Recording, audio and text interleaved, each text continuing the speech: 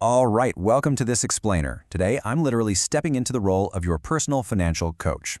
So if you're a young professional, you've probably heard that saving your first $10,000 is, the ultimate milestone. You get there and suddenly you're rich, right? Well, not quite. Today, we're going to uncover how to take that first major savings milestone and turn it from a temporary resting place into a highly strategic launch pad for your entire future. Let's dive right in. Think about the journey just to get here. You've scraped, you've saved, you've consistently delayed joy just to hit that five-figure mark. And everyone tells you that once you hit it, life will finally feel easier. You finally get to breathe, right? But then you open your banking app. It flashes $10,001 and the relief vanishes almost instantly. Why? Because the bills still come. Rent is still climbing, the anxiety hasn't actually disappeared, the stress just took on a completely new form. To fix that, here is our playbook for today.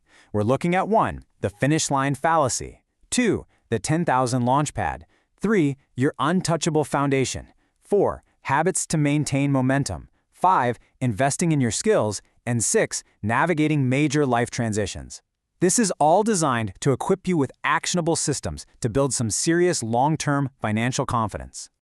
Okay, starting with Section 1, the finish line fallacy. Let's break down this illusion that hitting a specific number magically fixes all your financial anxieties. Look, to put things into perspective, the stark reality is that according to Bankrate's 2026 Emergency Savings Report, nearly half of all Americans literally lack the funds to cover a $1,000 unexpected expense. Thin margins are just the everyday reality for so many people. Because of that, achieving your first $10,000 saved feels like a massive, game-winning psychological victory.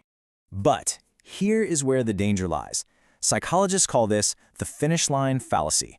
It's this trap where you treat a milestone like the end of the race. If you fall into this, a quiet little voice starts telling you that you've earned a reward. So you upgrade your phone, maybe move to a pricier neighborhood because, well, it feels like where a successful person should be. You fall right into the identity trap. That hard-earned money just becomes a resting place where lifestyle inflation and new designer habits slowly chip away at your safety net until you are right back at zero. Moving on to Section 2, the 10,000 launchpad. Instead of resting, we absolutely need to change how you look at this money. We're not treating it as a cushion anymore. It's a strategic launchpad. Before you had this cash, almost every decision was probably filtered through a scarcity mindset.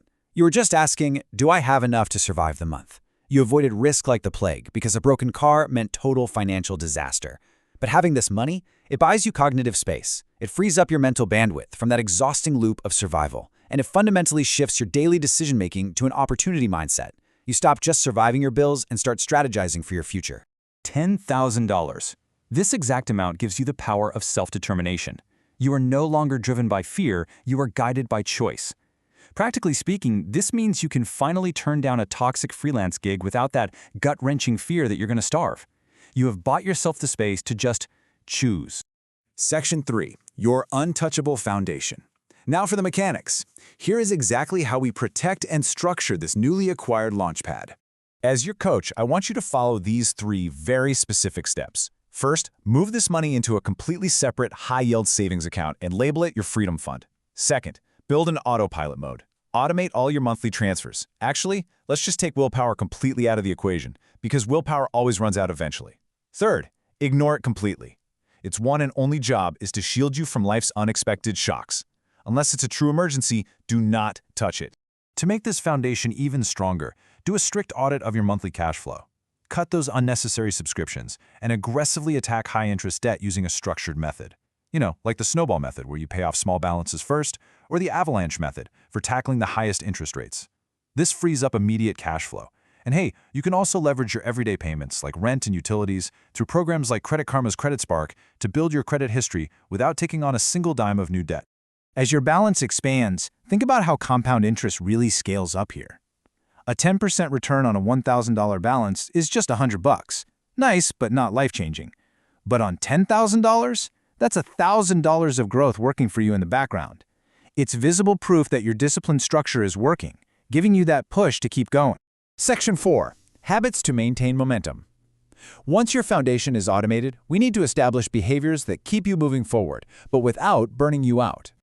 You need to implement these 3 high-impact habits right away. First, set up monthly checkpoints to monitor your progress. This breaks massive goals into achievable bites and lets you adjust your game plan when your life inevitably changes.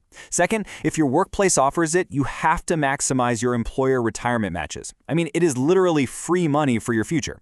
Third, consistently expand your financial knowledge. Read a book, take a course.